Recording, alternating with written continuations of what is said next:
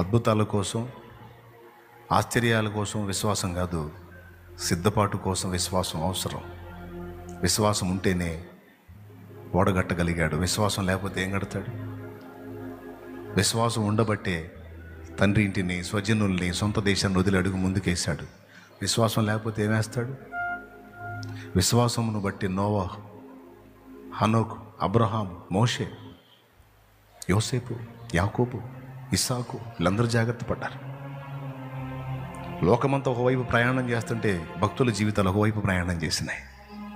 లోకం వైపు, సాతాను వైపు పరిగెత్తుతుంటే భక్తుల జీవితాలు ఇదే లోకంలో ఉండి దేవుని వైపు నడిచినాయి, దేవునితో నడిచినాయి, దేవుని వైపు పరుగులు ఎత్తినాయి.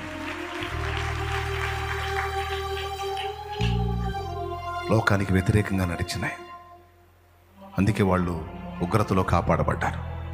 ప్రియ సంగమా, పరిచారకులారా, విశ్వాసులారా, దూరం నుంచి ఎక్కడో వింటున్న, లైవ్లో వింటున్న వీక్షకులారా, సేవకులారా, మీరు విశ్వాసం గలవారై ఉన్నారో లేదో చూసుకోండి. నీ సిద్ధపాటు, నీ జాగ్రత్త నీకు సాక్ష్యం ఇస్తుంది నువ్వు విశ్వాసం కలిగి ఉన్నావు.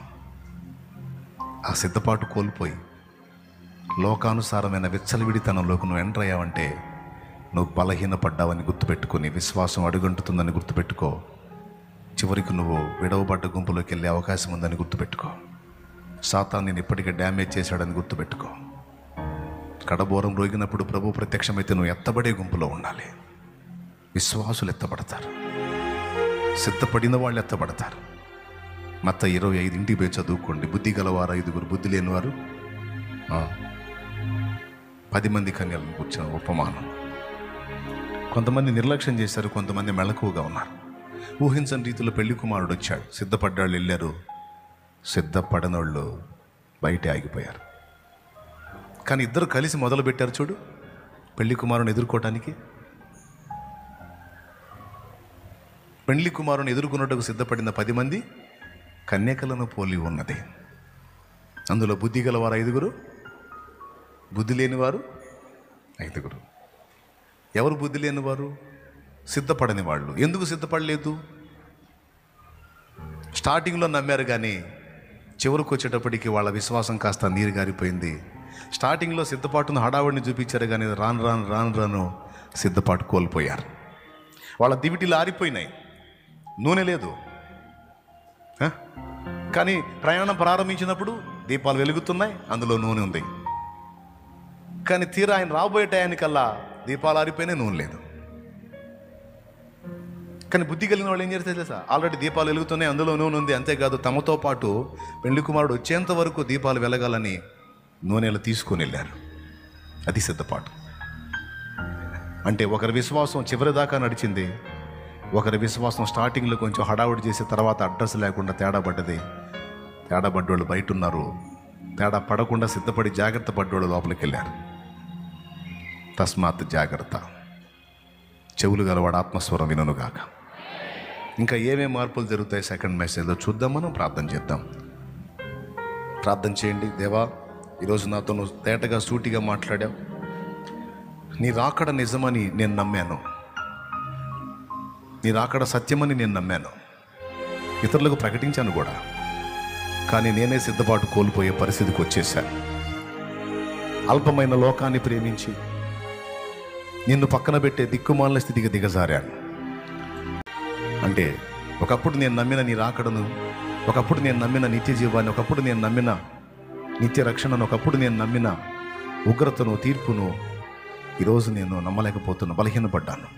అందుకే సిద్ధపాటు కోల్పోతున్నాను. ఐఎమ్ సారీ, నన్ను క్షమించు.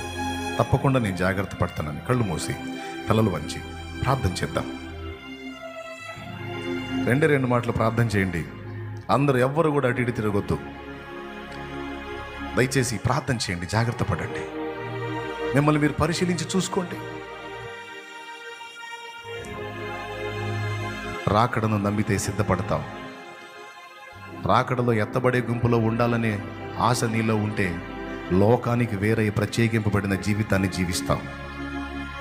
ఆ రాకడను నమ్మకపోతే, ఎత్తబడే గుంపులో ఉండాలన్న ఆశ లేకపోతే ఈ 4 రోజుల భోగాన్ని ప్రేమించి ఇందులో మునిగి తేల్తావు. నిన్ను నువ్వు పరిశీలించుకో. నీ దృష్టి పరలోకం వైపు ఉందో నరలోకం వైపు ఉందో చూసుకో. దేవుని కృప నీకు సహాయం చేయుగాక. అందరూ కూడా ప్రార్థనలో ఏకీభవిద్దాం. తలలోంచి కళ్ళు మూయండి. ప్రార్థన. మన తండ్రి అయిన దేవుని ప్రేమ, ఆయన ప్రియ కుమారుడు మనందరి ప్రాణప్రియుడైన యేసయ్య శాశ్వత నిత్య కృప, పరిశుద్ధాత్మతోడి అన్యోన్య సహవాసం సమాధానం సమకూడిన మనకు సకల పరిశుద్ధులకు సార్వత్రిక సంఘమంతటికి సదాతోడే మనందరం నిత్యత్వంలో చేరు పర్యంతం రాకడలు ఎత్తబడు పర్యంతం మనకు తోడయుడి నడిపించునుగాక. రోగులైన వారిని నా ప్రభు స్వస్థపరచునుగాక. సియోనులో నుండి ఆయన ఆశీర్వాదం మనందరి మీదకి వచ్చుగాక.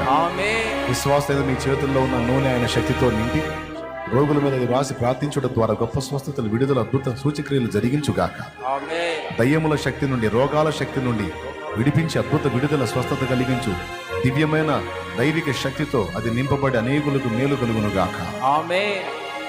ఇక్కడ ఉన్నవారు ఎవరు ఏ బంధకాల్లో, శోధనల్లో, వేదనల్లో, దుఃఖములో ఉన్నారో వారందరికీ నా తండ్రి సమాధానం ఇచ్చునుగాక. ఇటు లోకం నుంచి వేరుపరిచి భక్తిపరులై, ఆత్మీయులై, పరిశుద్ధులై, విశ్వాసంలో స్థిరముగా నిలిచిన వారై రాకడకు తాము సిద్ధపడి అనేకుల్ని సిద్ధపరచు శక్తి యేసు నామములో మనకందరికి తండ్రి దయచేయునుగాక.